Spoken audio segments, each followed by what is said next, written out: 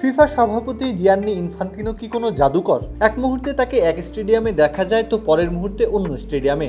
এবারের বিশ্বকাপে গ্রুপ ই এর শেষ রাউন্ডের ম্যাচে ঠিক এমনই এক অবিশ্বাস্য আর অদ্ভুত ঘটনাকে ঘিরে এখন সামাজিক যোগাযোগ মাধ্যমে চলছে তুমুল আলোচনা। সম্প্রতি একই সময়ে মাঠে গড়ায় ইকুয়েডর, জার্মানি এবং কুরাসাও আইভরি কোস্টের মধ্যকার দুটি ভিন্ন ম্যাচ।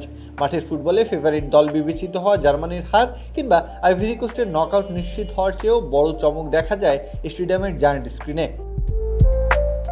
যেখানে ভিন্ন দুই স্টেডিয়ামে খেলা হলেও দুই জায়গাতেই দেখা মেলে ফিফা সভাপতি ইনফান্তিনোর। হাজার হাজার কিলোমিটারের দূরের দুই ভেন্যুতে একসঙ্গে ফিফা সভাপতির এমন উপস্থিতি দেখে বিস্মিত হয়েছেন ফুটবল প্রেমীরা।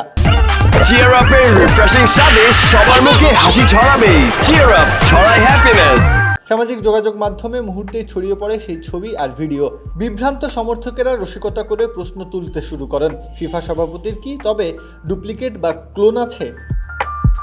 অবশ্যই অদ্ভুত রহস্যের পেছনে লুকিয়ে আছে এক সহজ টেকনিক্যাল ব্যাখ্যা। যুক্তরাষ্ট্র, কানাডা ও মেক্সিকোর 16টি ভিন্ন ভেন্যুতে ছড়িয়ে থাকা 48 দলের এই বিশাল বিশ্বকাপে একদিনে একাধিক ম্যাচে সশরীরে উপস্থিত থাকার এক উচ্চাভিলাষী পরিকল্পনা করেছেন খোদ ফিফা সভাপতি।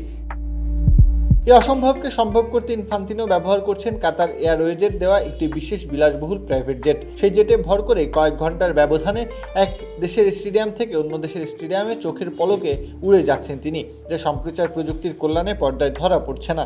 ফুটবল বিশ্বকাপের প্রতি পৃথিবীর সকল প্রান্তের মানুষের আলাদা আকর্ষণ থাকে, তাই তো ইনফান্তিনোর দুই স্টেডিয়ামে থাকার ঘটনা বিশেষ করে নজর কেড়েছে নেটিজেনদের মধ্যে। যদিও এই ঘটনার পেছনে কোনো জাদুই লুকিয়ে নেই, কেবল এক প্রাইভেট জেট ছাড়া।